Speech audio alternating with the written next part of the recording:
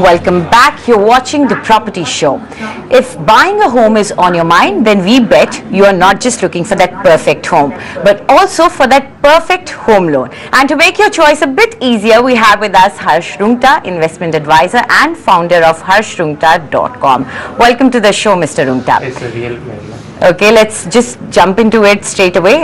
One thing that I really want you to clarify to our viewers is the Pradhan Mantri Awas Yojana, and we've always known that the government has tried to enable the LIG customers at least to buy the home through various schemes. But how is government expanding that entire radius and trying to bring in the more middle income group as well?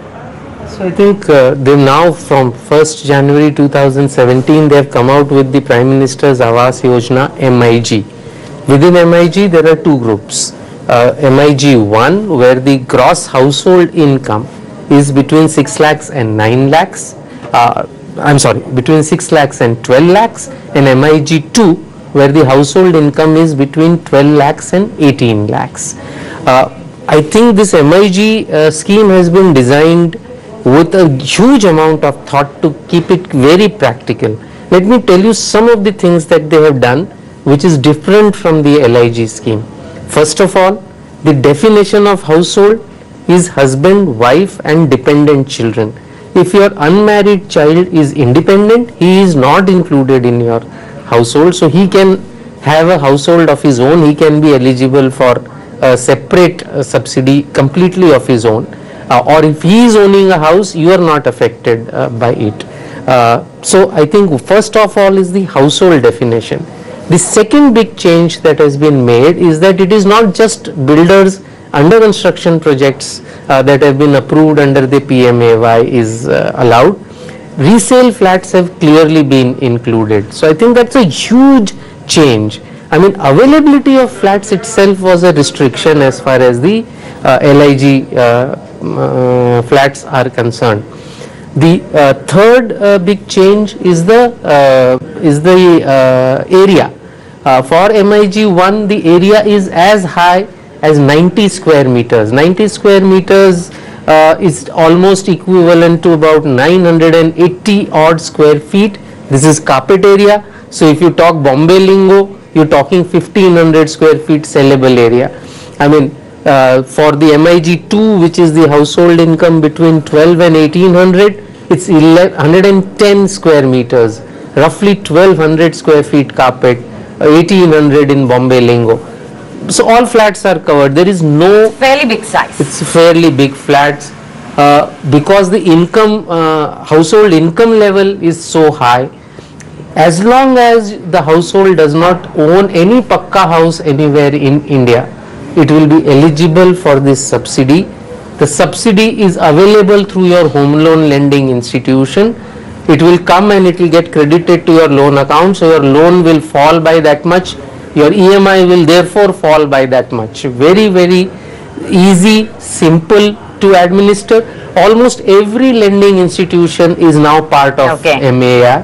While taking a loan, if you are eligible, make sure that the lending institution is registered under PMAY and is going to make that claim on your behalf. Absolutely, that's an important point. But also, if you talk about a first-time home loan borrower, what are the things he can do to bring down his cost? You know, are there any suggestions?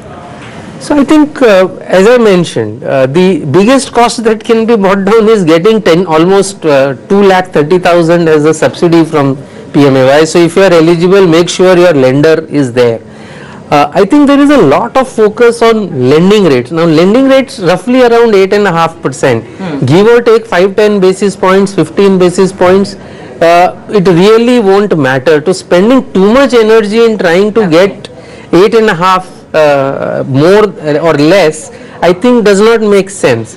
Instead of that, what you should look at, once you have identified your property, other things remaining the same, look for lenders who have already funded in that project, in that society, because then your disbursement process would be simple. Second, between, if again other things remaining the same, if you're choosing between a bank or a housing finance company, choose a bank, and it is very confusing. people think HDFC is a bank. It's actually a housing finance company. So a little bit research is required from the customer side as well. So do that, viewers. But one more thing. Tax benefits, we all want to know about that. How can, what sort of tax benefit are we looking at? So tax benefit are a little complicated, but if I was to simplify, I would say that interest up to 2 lakhs, it's not exactly like that, but interest up to 2 lakhs on a self-occupied property is available as a deduction. The principal portion that you pay can be clubbed along with your other payments such as life insurance, public provident fund, ELSS, etc., and is eligible for the 1.5 lakh limit.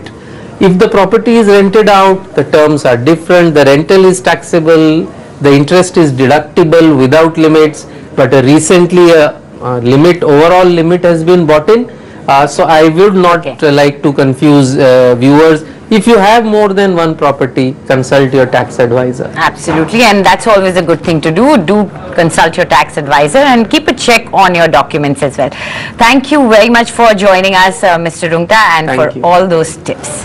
Let's go ahead and take our next caller on air. We have Kumar Shanu with us. Go ahead, Kumar. What's your question?